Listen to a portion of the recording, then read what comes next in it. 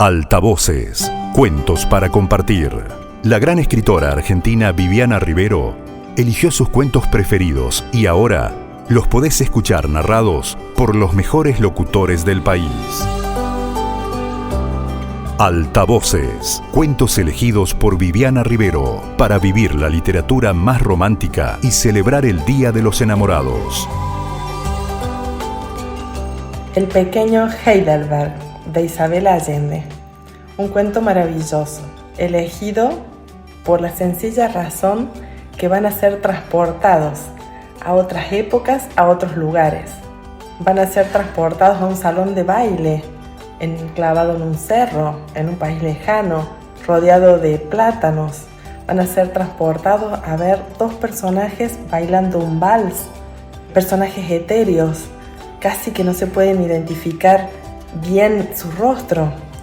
Van a ser transportados a probar el guiso afrodisíaco y muy perfumado que hace el personaje en el libro. Van a ser transportados a probar el strudel de las frutas tropicales, a escuchar un vals como suena una y otra vez mientras dos enamorados lo bailan.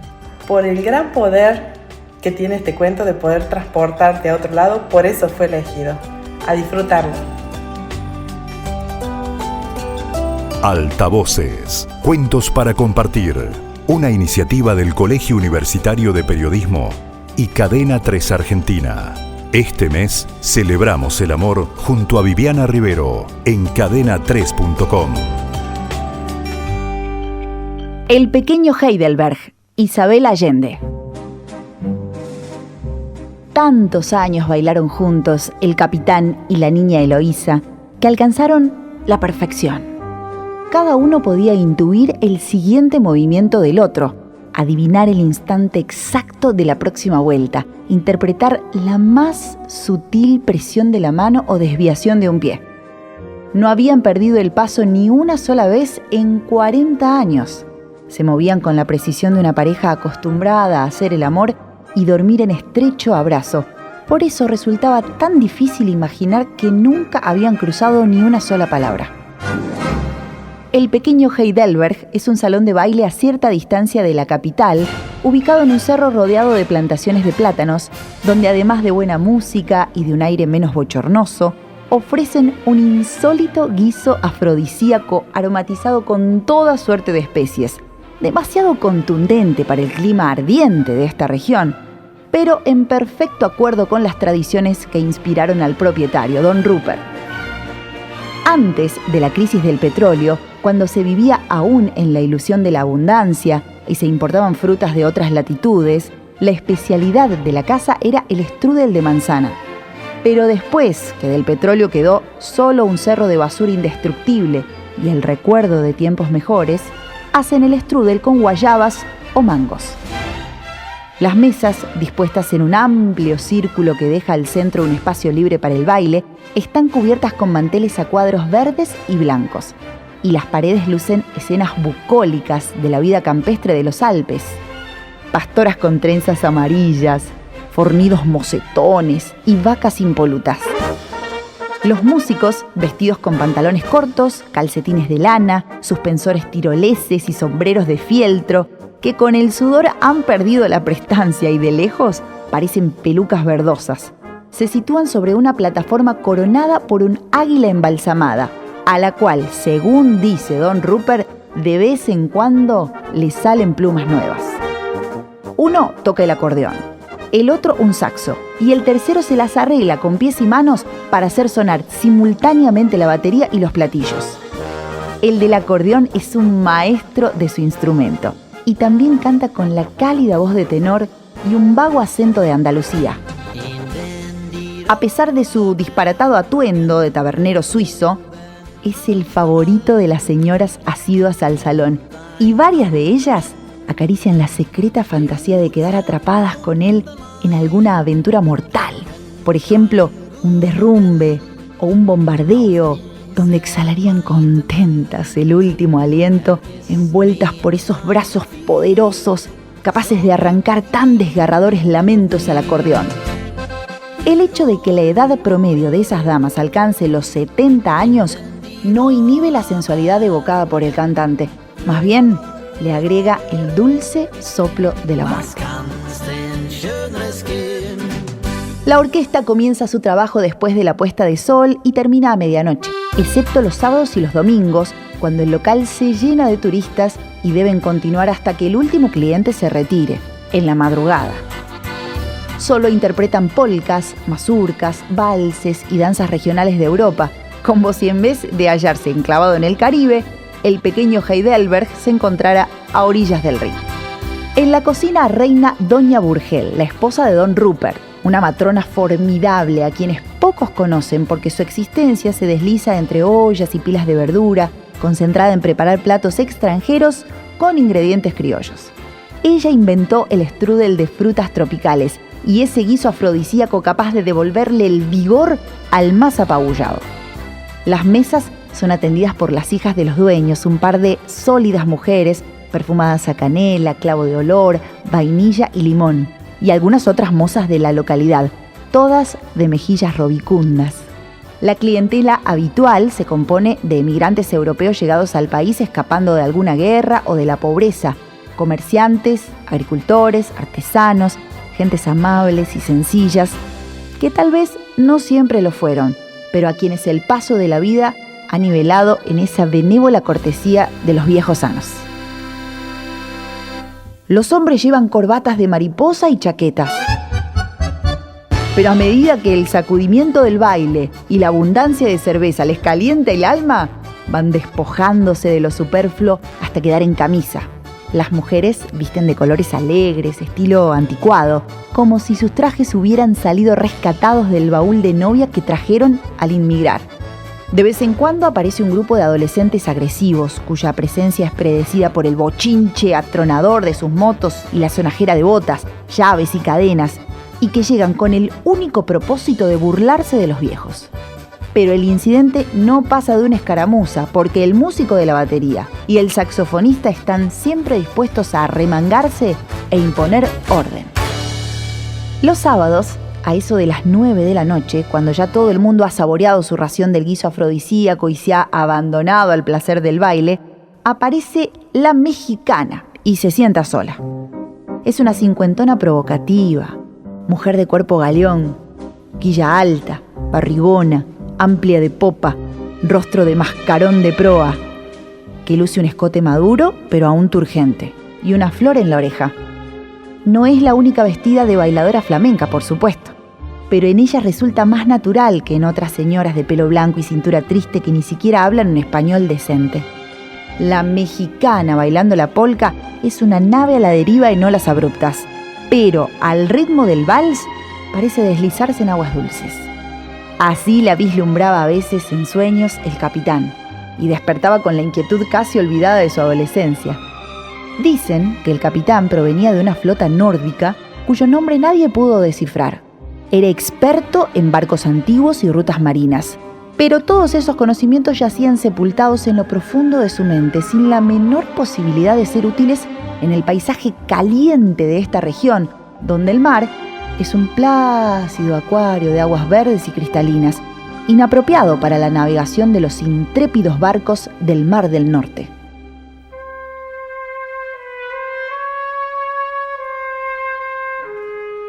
Era un hombre alto y seco, un árbol sin hojas, la espalda tiesa, los músculos del cuello todavía firmes, vestido con una chaqueta de botones dorados y envuelto en esa aura trágica de los marinos retirados. No se le escuchó nunca ni una palabra en español o en algún otro idioma conocido. 30 años atrás, Don Rupert dijo que el capitán era seguramente finlandés, por el color de hielo de sus pupilas y la justicia irrenunciable de su mirada. Y como nadie lo pudo contradecir, acabaron por aceptarlo. Por lo demás, en el pequeño Heidelberg el idioma carece de importancia, pues nadie va allí a conversar. Algunas reglas del comportamiento han sido modificadas para comodidad y conveniencia de todos. Cualquiera puede salir a la pista solo o invitar a alguien de otra mesa. Y las mujeres también pueden tomar la iniciativa de aproximarse a los hombres si así lo desean. Es una solución justa para las viudas sin compañía. Nadie saca a bailar a la mexicana, porque se entiende que ella lo consideraría ofensivo y los caballeros deben aguardar, temblorosos de anticipación, que ella lo haga. La mujer deposita su cigarro en el cenicero, descruza las feroces columnas de sus piernas, se acomoda el corpiño, avanza hasta el escogido y se le planta al frente sin una mirada. Cambia de pareja en cada baile, pero antes reservaba por lo menos 4 piezas para el capitán. Él la cogía por la cintura con su firme mano de timonel y la guiaba por la pista sin permitir que sus muchos años le cortaran la inspiración. La más antigua parroquiana del salón, que en medio siglo no faltó ni un sábado al pequeño Heidelberg, era la niña Eloísa, una dama diminuta, blanda y suave, con piel de papel de arroz y una corona de cabellos transparentes. Por tanto tiempo se ganó la vida fabricando bombones en su cocina que el aroma del chocolate le impregnó totalmente y olía a fiesta de cumpleaños. A pesar de su edad, aún guardaba algunos gestos de la primera juventud y era capaz de pasar toda la noche dando vueltas en la pista de baile sin descalabrarse los rizos del moño ni perder el ritmo del corazón. Había llegado al país a comienzos del siglo, proveniente de una aldea del sur de Rusia, con su madre, quien entonces era de una belleza deslumbrante. Vivieron juntas fabricando chocolates, ajenas por completo a los rigores del clima, del siglo y de la soledad, sin maridos, sin familia, ni grandes sobresaltos, y sin más diversión que el pequeño Heidelberg cada fin de semana. Desde que murió su madre, la niña Eloísa acudía sola. Don Rupert la recibía en la puerta con gran deferencia y la acompañaba hasta su mesa, mientras la orquesta le daba la bienvenida con los primeros acordes de su vals favorito. En algunas mesas se alzaban jarras de cerveza para saludarla, porque era la persona más ansiada y sin duda la más querida. Era tímida, nunca se atrevió a invitar a un hombre a bailar, pero en todos esos años no tuvo necesidad de hacerlo, porque para cualquiera constituía un privilegio tomar su mano, enlazarla por el talle con delicadeza para no descomponerle algún huesito de cristal y conducirla a la pista. Era una bailarina graciosa y tenía esa fragancia dulce capaz de devolverle a quien la oliera los mejores recuerdos de su infancia. El capitán se sentaba solo, siempre en la misma mesa. Bebía con moderación y no demostró jamás ningún entusiasmo por el guiso afrodisíaco de doña Burgel. Seguía el ritmo de la música con un pie y cuando la niña Eloísa estaba libre la invitaba, cuadrándosele al frente con un discreto chocar de talones y una leve inclinación. No hablaban nunca, solo se miraban, sonreían entre los galopes, escapes y diagonales de alguna añeja danza.